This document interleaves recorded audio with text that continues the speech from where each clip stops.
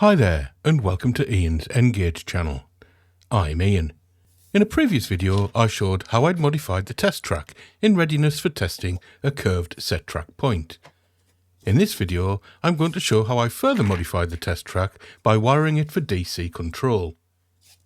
At the end of the previous video, I mentioned that my Wi-Fi throttle had stopped working, and I suspected that it was because the Wi-Fi module of my DigiKeys DI5000 control system had malfunctioned.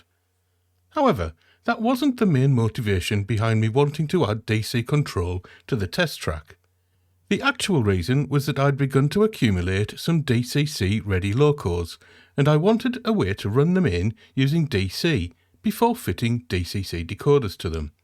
After reaching out for help via a community post, you guys came up trumps and suggested a simple, reasonably priced DC controller that could be used for the job. So thank you to all who responded, and especially Colin of Woodthorpe International, who suggested the controller that I eventually chose to purchase. This is the GaugeMaster Combi Single Track Controller.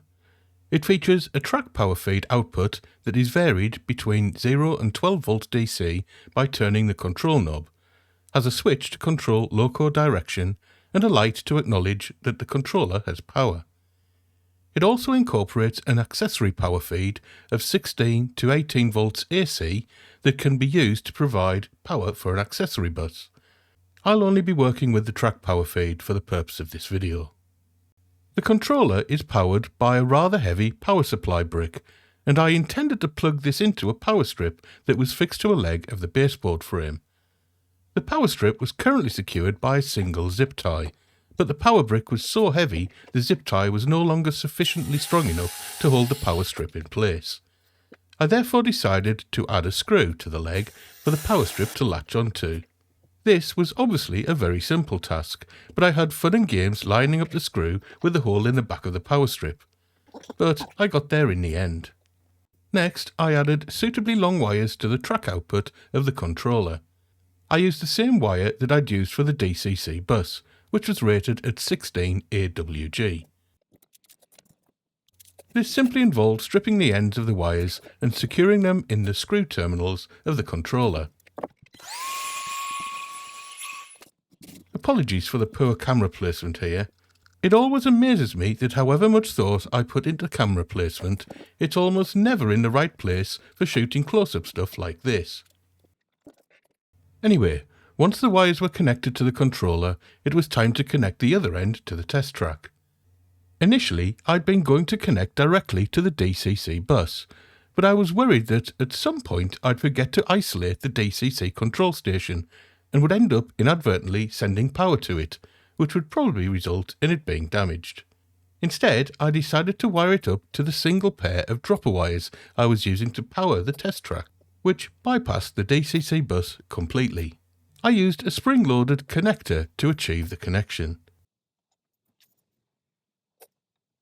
This method would allow me to easily connect the dropper wires back up to the DCC bus when I wanted to return the test track to DCC control.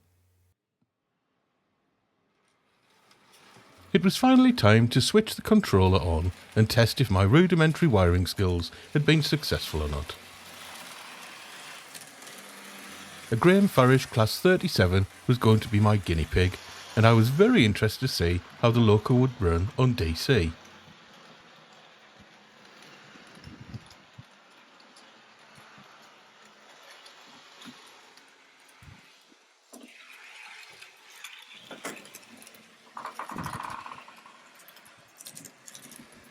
The 37 circumnavigated the test track very nicely, and as a side note, it negotiated the inner radius of the curved set track point without any issues.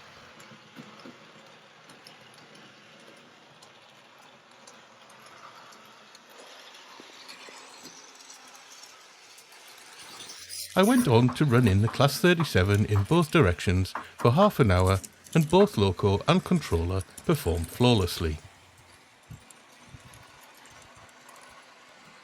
Now, this was going to be the end of the video. However, while in the process of producing it, I had an unexpected delivery. After a year of being on pre-order, my Dapple HST in original blue-grey livery, which is the best livery by the way, finally arrived. So I couldn't resist giving it and some new coaches a quick whiz around the test track.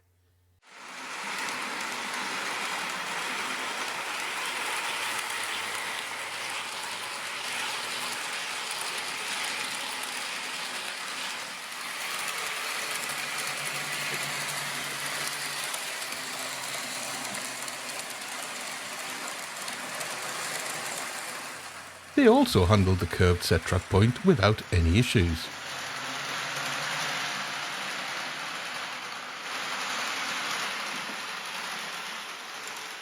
Testing of the point was for a future video though, and for the moment I was happy to have a proper liveried Class 43 running around my test track.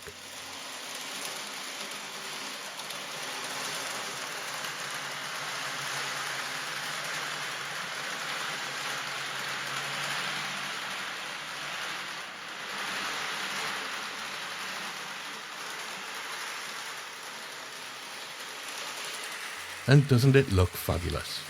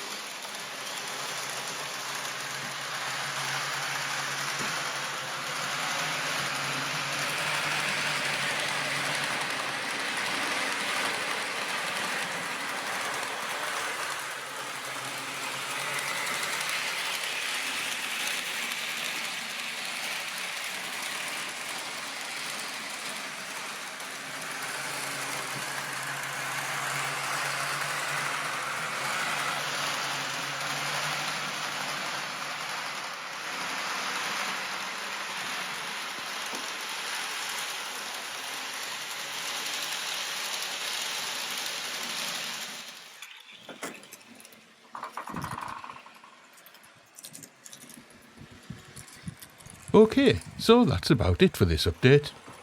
If you've got any hints, tips, useful tools or techniques to pass on to a beginner in N-Gage modelling, or if you simply want to say hello, then please do so in the comments section. Anything and everything you've got to say will be greatly appreciated. In the meantime, thanks very much for watching. Hopefully, I'll have another update on my progress soon. Bye.